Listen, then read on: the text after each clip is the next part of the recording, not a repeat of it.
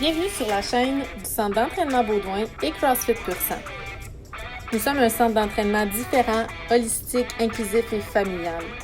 Nous prenons soin autant du corps que de l'esprit. À travers nos vidéos, nous tentons de vous présenter nos membres, nos athlètes, nos employés et nos coachs, ainsi que leur parcours pour vous inspirer à prendre soin de vous et de votre santé. Suivez-nous. Bienvenue sur la chaîne du Centre d'entraînement Baudouin. Donc aujourd'hui, je suis en présence de Denis Baudouin. Denis, ça fait 40 ans qu'appartient le dojo de karaté. On a fêté les 40 ans cette année, en fait en 2019. Ouais. C'est ça, donc il y a plusieurs années d'expérience qu'on va pouvoir parler ensemble aujourd'hui parce que je trouve que c'est toujours inspirant. Puis justement, cette semaine, je parlais aux jeunes athlètes de trucs que tu m'avais déjà racontés, puis eux n'étaient pas au courant de ça, donc ça serait le fun de pouvoir en parler. Ah, on a beaucoup de choses à dire. C'était en 1975, à l'âge de 17 ans, que j'ai commencé la pratique de mon karaté. On était 3 amis, on avait été voir les films de Bruce Lee à ce moment-là au cinéma, puis on était super impressionnés, puis on a dit « Hey, on va commencer le karaté ».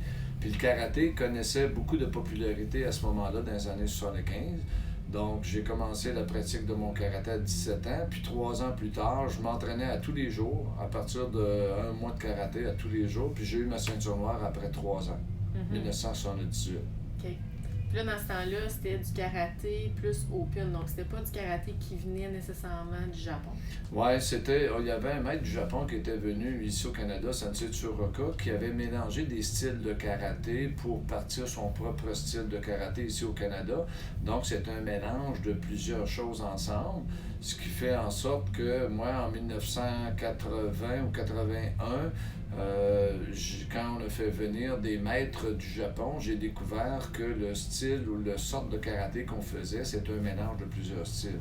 Donc, à ce moment-là, j'ai voulu m'orienter plus vers un style de karaté traditionnel qui tirait ses sources du Japon de façon à augmenter ma compétence au niveau technique, puis au niveau aussi de la compréhension des valeurs qui sont véhiculées dans la pratique du karaté-do, c'est-à-dire dans le cheminement vers l'épanouissement de la personne avec des valeurs qui sont basées sur le respect, la discipline, le contrôle de soi, la recherche de l'excellence, la persévérance, le courage, l'engagement, l'humilité.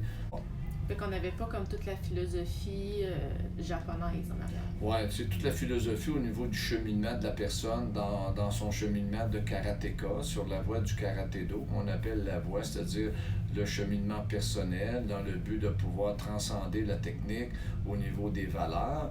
Et aussi, il faut dire qu'au niveau de la biomécanique, de la science du mouvement, c'était pas très connu à l'époque. C'était plus, si on veut, à l'état brut, là.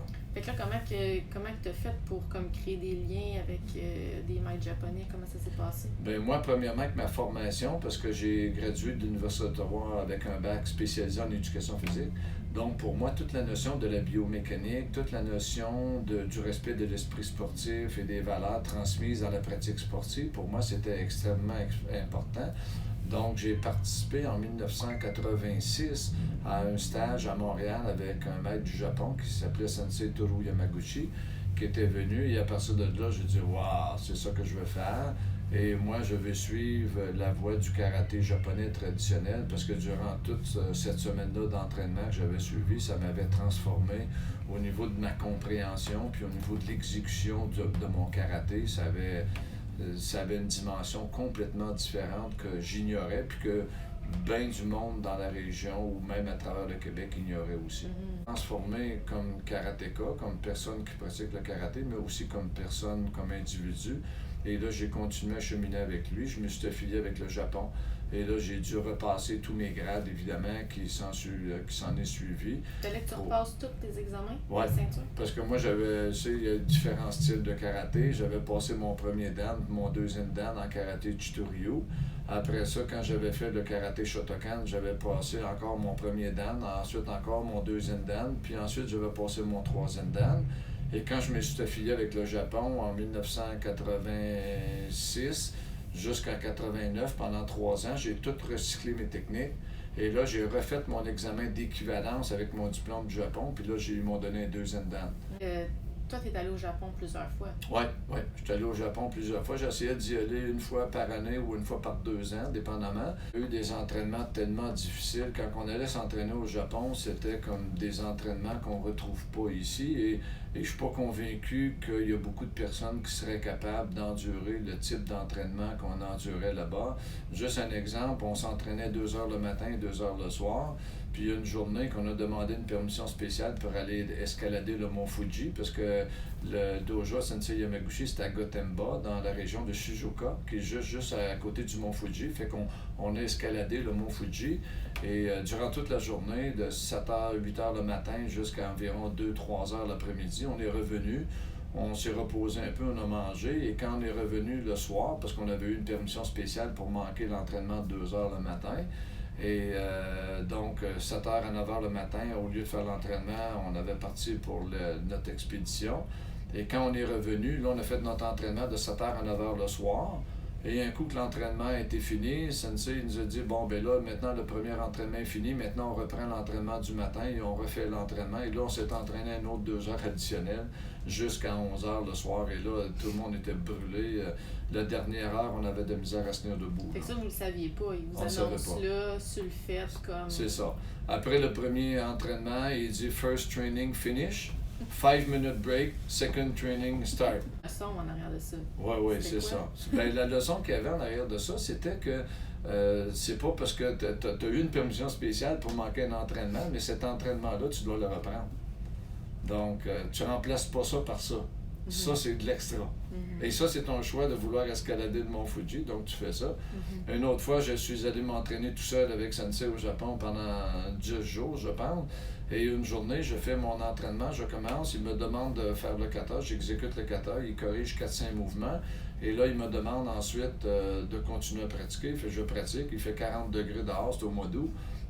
Au Japon, il fait très chaud, c'est très humide. Et après une demi-heure de pratique, à un moment donné, il quitte le dojo. Donc, j'étais tout seul dans le dojo, je regardais partout, puis là, je m'entraînais, puis là, j'ai dit, ben où est-ce qu'il est? Et là, il est revenu 1 heure après, et moi, j'étais encore en train de pratiquer mon kata. Et là, j'étais complètement là, détrempé. Et là, il a dit, ah, OK, là, fais-moi ta démonstration. Et là, j'ai fait la démonstration. Il dit, OK, maintenant, l'entraînement est fini. Et là, je comprenais pas parce que j'avais quitté ma famille pendant 2 semaines, j'avais quitté mon travail, quitté mon dojo, payé mon billet d'avion, tout ça. Et là, je m'entraîne pendant presque 2 heures tout seul. Et là, je demande à Sensei, ben pourquoi Sensei, vous n'êtes pas resté pour me corriger? Et là, il m'a fait comprendre que lui, sa responsabilité, c'était de me montrer les mouvements, de faire les corrections. Et après ça, le travail me revient à moi. Et ça, c'était des leçons que j'essaie aussi d'appliquer aussi à mes élèves. Donc, la philosophie, c'est des enseignements qu'on te fait et c'est des leçons que tu dois tirer de ces enseignements-là qui sont extraordinaires. Comme après qu'il m'avait fait ces entraînements-là, puis on a fait 4 heures d'entraînement après avoir fait une journée, il dit, même si tu penses que tu es épuisé puis tu n'es plus capable, tu as encore des ressources, tu es capable d'aller plus encore plus loin. Sensei Yamaguchi, c'est un homme comme mystique. Oui. Ouais, il avait une aura qui était assez extraordinaire, puis c'était un personnage qui avait vécu des choses vraiment très difficiles dans sa vie, la Deuxième Guerre mondiale, il était dans ces époques-là, etc. Puis toute la pratique du karaté, et qui était enseignée par les vieux maîtres à ce moment-là, c'est une pratique de karaté qui fait en sorte que c'était vraiment puisé dans la philosophie japonaise. Le mot sensei, qui est le mot comme l'instructeur-chef, ça veut dire en japonais la personne qui est venue avant. Donc, il est venu avant, donc on doit lui faire confiance, il est passé par là, il connaît ce qu'il fait, puis il sait où il s'en va. Donc, il nous dirige dans une direction. Évidemment, le travail, c'est à nous à le faire. Et c'est pas en nous donnant des entraînements faciles, puis en mettant ça relax, dans notre zone de confort, qu'on va réussir à s'améliorer. Le sensei au Japon, c'est une personne qui est extrêmement respectée, puis c'est une personne qui a aussi beaucoup de crédibilité par rapport à sa notoriété, par rapport à sa crédibilité dans sa discipline. Parce qu'un sensei, ça peut être aussi un professionnel, mais ça peut être quelqu'un dans le domaine des arts martiaux. C'est comme magique, ou c'est quoi le terme qu'on... Mystique. Mystique, ouais, c'est ça. Il y a comme des connaissances que les autres n'ont pas. Oui. C'est vraiment, c'est vénéré. Là, oui, il a atteint un certain niveau, puis il a atteint un certain stade que la plupart des gens n'atteindront pas. Tant au niveau spirituel qu'au niveau physique, qu'au niveau technique. Mais c'est des gens très spirituels. Oui. Puis tu sais, c'est un peu comme aujourd'hui dans notre société, tu sais, des sociétés où ils vont valoriser beaucoup les aînés pour leur sagesse. Ici, dans notre société, on les met de côté parce qu'ils nous dérangent. Oui. Alors qu'au Ils sont Japon, plus productifs. Oui, alors qu'ils ont des connaissances incroyables. Alors qu'au Japon, ces gens-là, c'est considéré comme des bibliothèques, c'est considéré comme des trésors. Parce qu'ils ont tellement à enseigner, ils ont tellement à nous montrer. Mais tu as raison, c'est qu'on a l'impression aujourd'hui que les gens, quand ils arrivent, je sais pas, 75, 80 ans, ben on les met un peu de côté, puis on attend qu'ils soient plus là.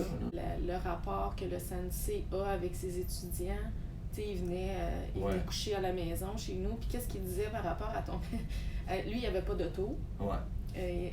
Non, Sensei, lui, quand il était au Japon, s'il avait besoin de se déplacer, il téléphonait à un de ses étudiants, ceinture noire, puis en dedans de 5 minutes, il était rendu chez eux, il l'embarquait dans l'auto, puis il s'en allait là-bas. C'était pas une demande, c'était non, comme... C'est comme ça que ça se passe. C'est ça, j'ai besoin, tu viens me chercher. C'était comme un honneur pour eux de pouvoir le servir, puis d'être là pour lui. Oui, exact. Comme quand Sensei me demandait quelque chose, c'était comme un service que je devais lui rendre, puis j'étais fier de lui rendre ce service-là. Même comme avec une présence, tu sais, je me rappelle quand tu avais raconté une histoire, puis là tu peux peut-être le raconter, où il y avait eu comme une altercation.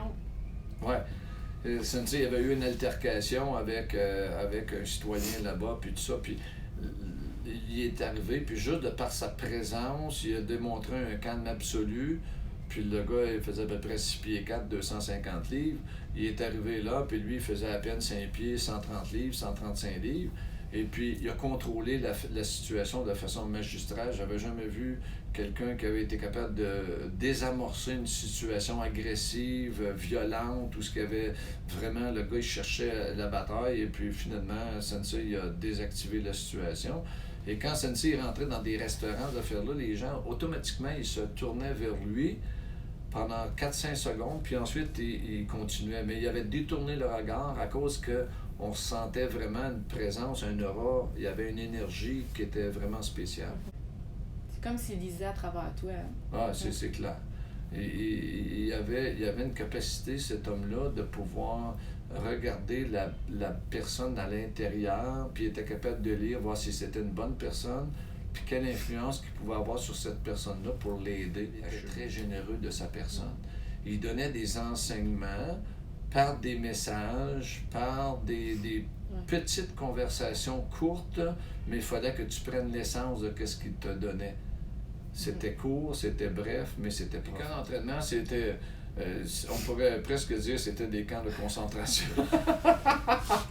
C'était de la répétition. Et quand tu n'es plus capable, encore de la répétition. Et quand ça fait mal, encore de la répétition. La JKA, là, qui est un cours d'instructeur, c'est un cours qui durait 2 ans. Ils prenaient les meilleures ceintures noires qu'il y avait à l'intérieur du Japon, dans le style Shotokan, dans la JKA, au niveau universitaire. Et là, ils les amenaient dans une université. Et dans cette université-là, ils s'entraînaient 4 heures par jour, 2 heures le matin, 2 heures le soir. Et ça faisait partie de leur programme académique. Et là, ils s'entraînaient. Et sur 35 instructeurs qui avaient rentré dans la promotion de mon instructeur, Sensei Yamaguchi, il y en a 15 qui sont sortis. J'étais obligé d'avoir un partiel parce qu'il n'y avait pas de gants. Puis quand les contacts rentraient, ben des fois c'est les dents. Non, c'était terrible. Là. C'était vraiment tough. Là. Compte un peu là, les compétitions qu'il y avait au Japon. Les compétitions au Japon, c'était très difficile. Les gens vont se casser des doigts ou vont même se casser le poignet, continuer la compétition quand même. Ils vont se trapper comme il faut, casser un orteil. Et Sensei Kanazawa au Japon avait fait une compétition avec un bras cassé. Il s'était cassé le bras 1 semaine avant le championnat. Et puis, il n'a pas voulu abandonner. Puis, il a juste trappé son bras. Puis, il a continué à faire la compétition, mais il ne pouvait pas l'utiliser. Donc, il utilisait les jambes, puis l'autre, juste une main. Mais c'est juste pour montrer que c'était comme l'esprit des samouraïs. Ça.